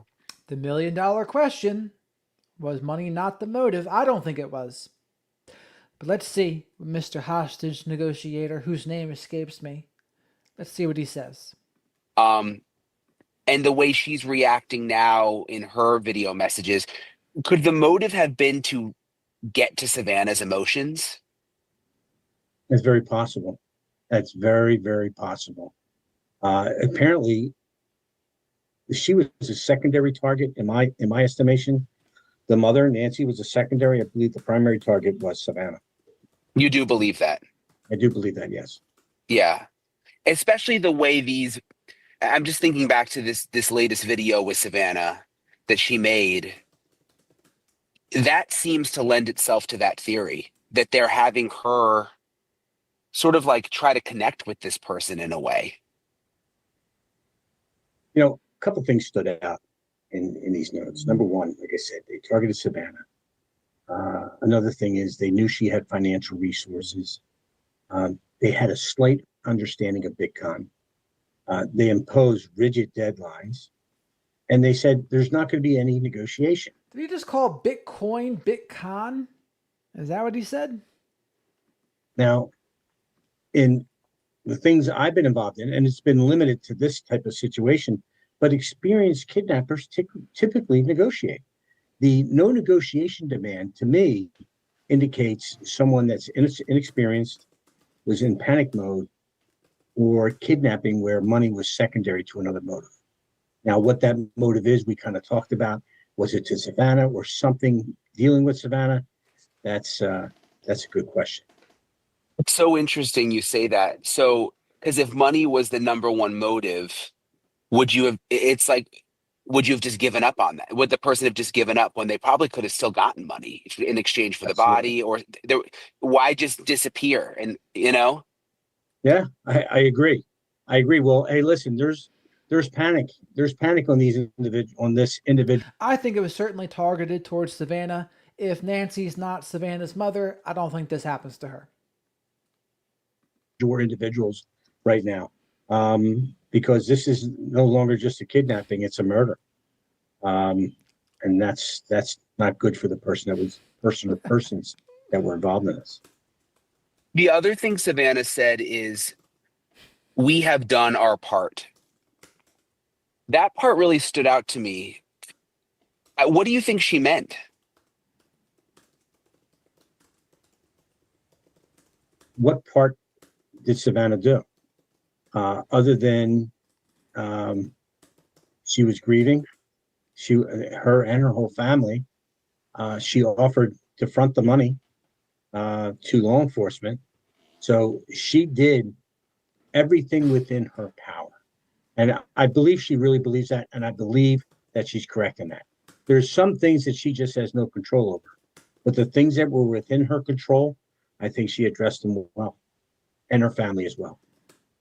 From an FBI perspective, that if you were advising her, the people who are advising her, do you think she should continue to make these messages? I mean, the more she does like this, does it increase the chances that this person eventually does open up? Look, I'm going to tell you something about the FBI. We never go away. We never quit. We will always, always be at the forefront in anything. And you know what? If that's my mom, I'm not quitting either. I'm with Savannah on this. I agree exactly with everything she's done. And if someone asks me to do something that may help bring my mom home one way or the other, I'm going to do it. But with a suspect like this, and we obviously don't know really anything about who the person is, but does doing that more help, or does it sometimes do the opposite? Like, how do you make that decision when you're an investigator and you're telling a family what to do? You're trying to keep this in the public eye. You don't want this thing to go away. I mean, look what we're doing. 6 months later, or almost 6 months later, we're still talking about this like it was yesterday. And what that does is that keeps that on the forefront of everybody's mind.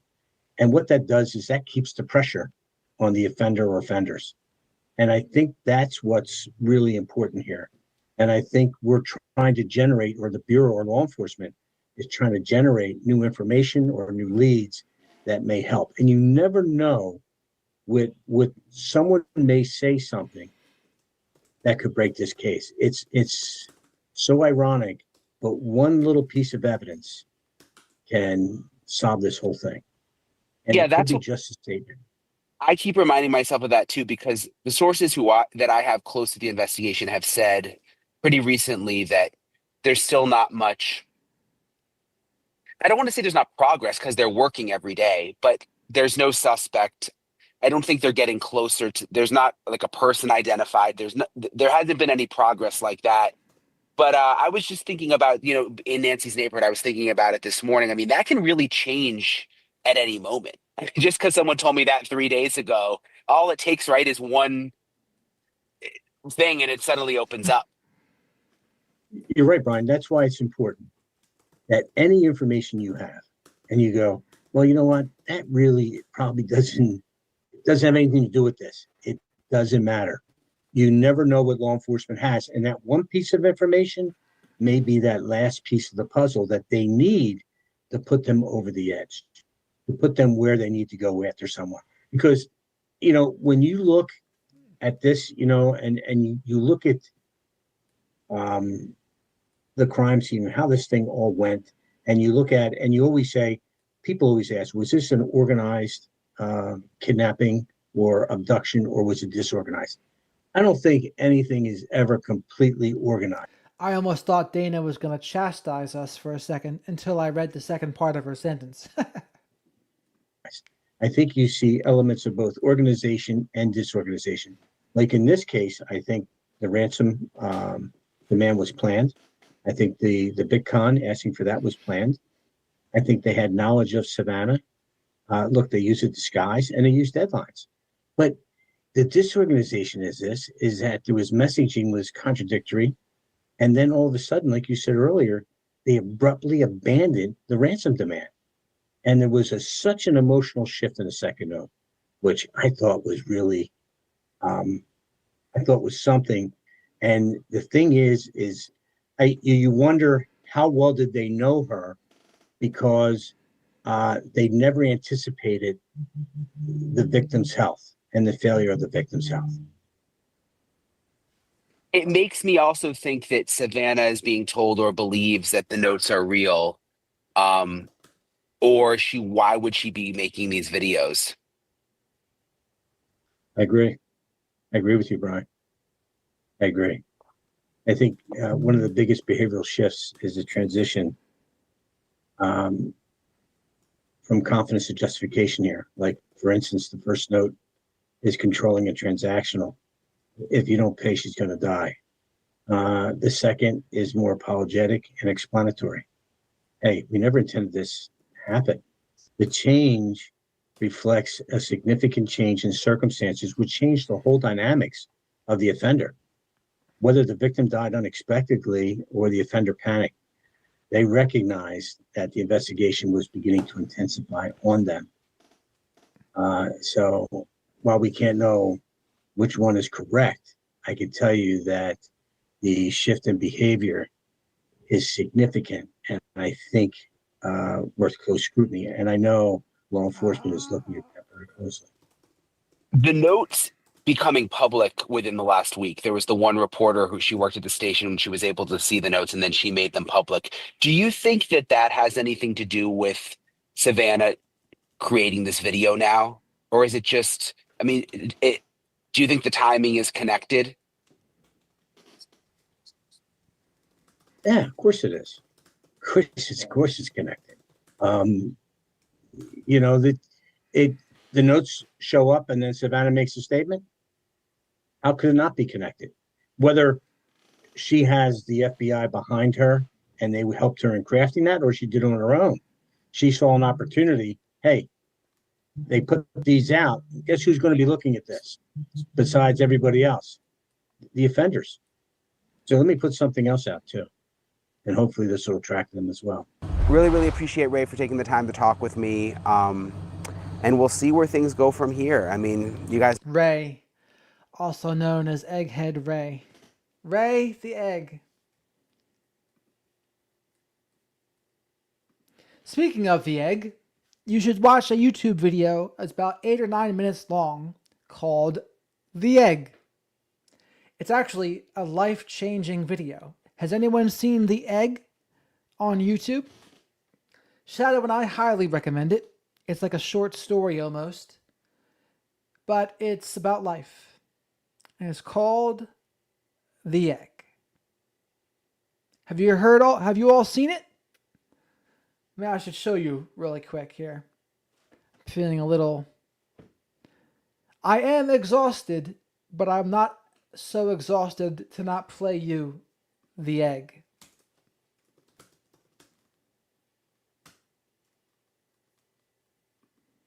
Things are different.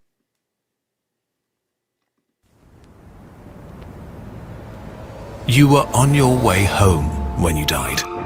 It was a car accident. Nothing particularly remarkable, but fatal nonetheless.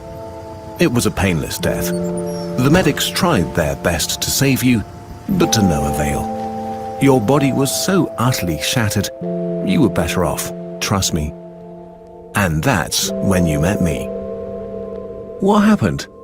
Where am I? You died, I said, matter-of-factly. No point in mincing words. There was a truck, and it was skidding. Yes. I died. Yes. But don't feel bad about it. Everyone dies. You looked around. There was nothingness, just you and me. What is this place? Is this the afterlife? More or less. Are you God? Yes, I'm God. My kids? My wife? What about them? Will they be all right? That's what I like to see, I said. You just died and your main concern is for your family. That's good stuff right there. You looked at me with fascination. To you, I didn't look like God. I just looked like some man or possibly a woman. Some vague authority figure maybe. Don't worry, I said. They'll be fine. Your kids will remember you as perfect in every way. They didn't have time to grow contemptuous of you. Your wife will cry on the outside, but will be secretly relieved. To be fair, your marriage was falling apart. If it's any consolation, she'll feel very guilty for feeling relieved. Oh, so what happens now?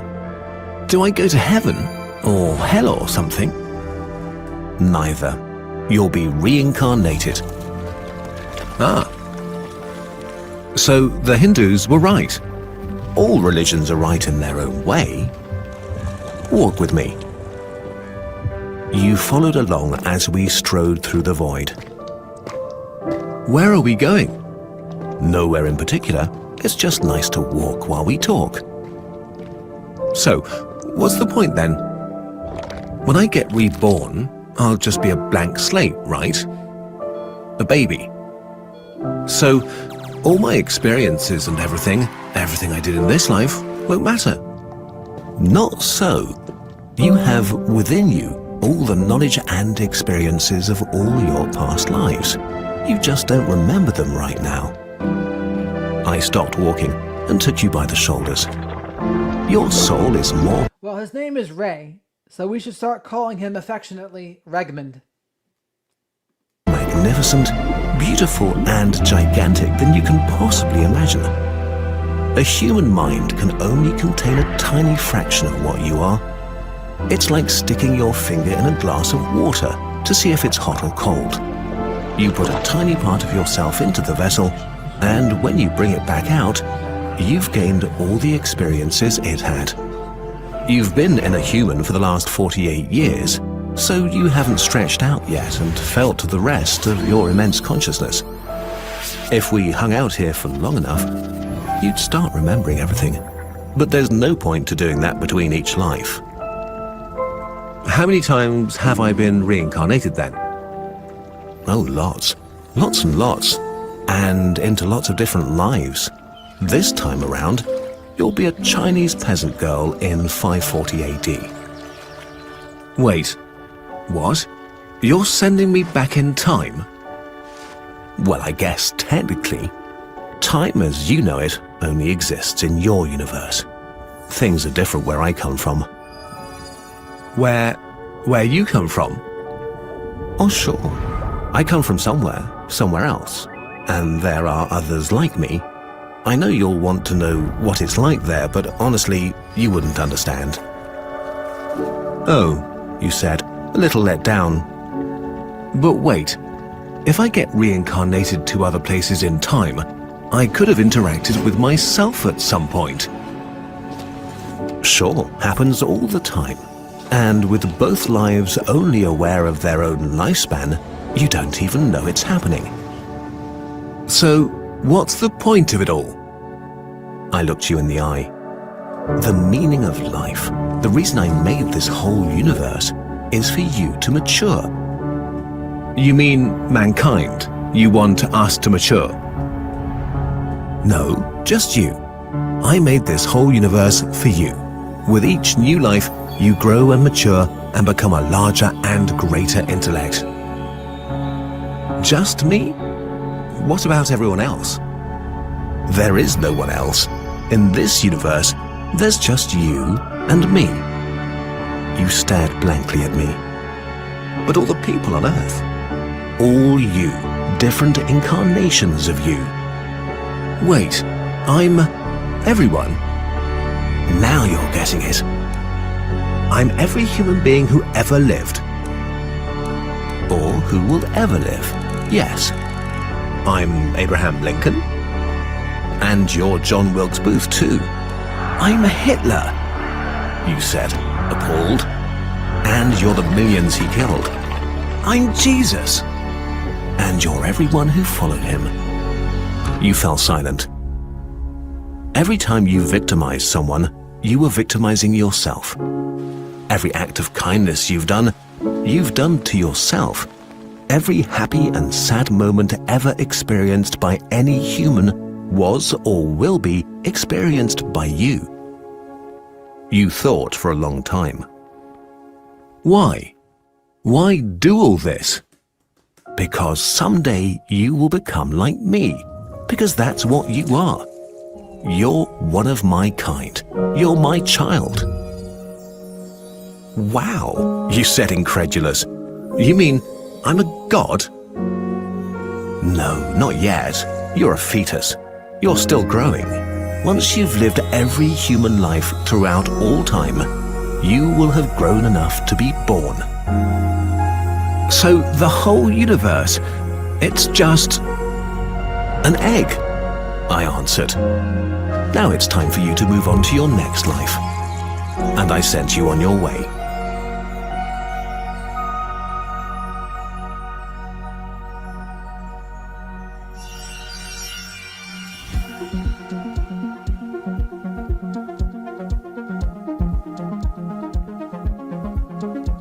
All right. All that egg talk reminded me of that. Just a little good thing to end on, some positive vibes. How about that? The egg. What a great example of life, Nanny Goat. I saw it. It put Miss Kim to sleep, though. But the lesson is, it's like a law of attraction type lesson. Like, what you give, you'll get back.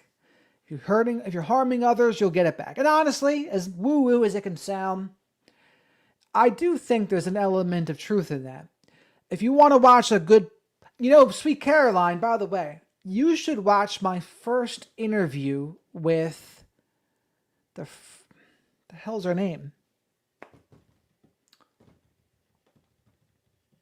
Cece. That's her name. Sweet Caroline, you should watch my first interview with Cece. Vibing with Cece. The way she thinks, it's like that. And she would say, if I'm ever getting a lot of shit from the world, I'm like, oh my goodness, what am I putting out into the universe for that to come back to me? And again, this is like an advanced concept. You're not going to say this to someone that's being abused right now or something. But down the line, this is something I think is pretty cool.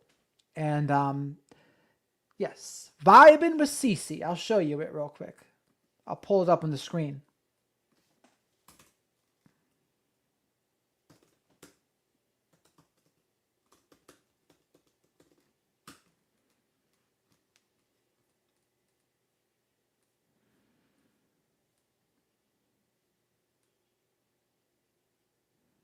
Not that one.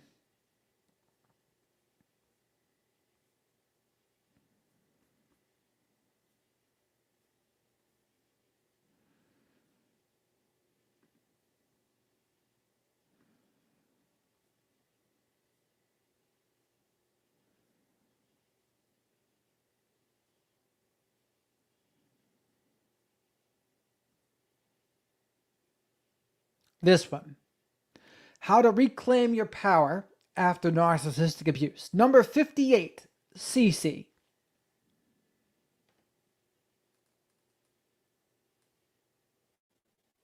This was a good one. I like this one. I like her energy. Oh, you guys can't even see what I just did. Whoops. This. So number 58, how to reclaim your power. So number 58 there, Sweet Caroline. I think you would like it. But all right, folks, that is enough for the evening. Shadow and I appreciate all of your support. Hopefully you liked the egg there. All that talk of the egg that I'll blame Nanny Goat for reminded me of the egg, and I said, you know what? There's no such thing as a coincidence, so we'll watch the egg. Only 8 minutes, but maybe life-changing. So Autumn, Janine, Sweet Caroline, Tim, Songbits, Miss Kim, Janine, Dana, Nanny Goat, Chatty Cathy, Wendy. No Jackie this evening, unfortunately. Danielle, SDNE, Tim,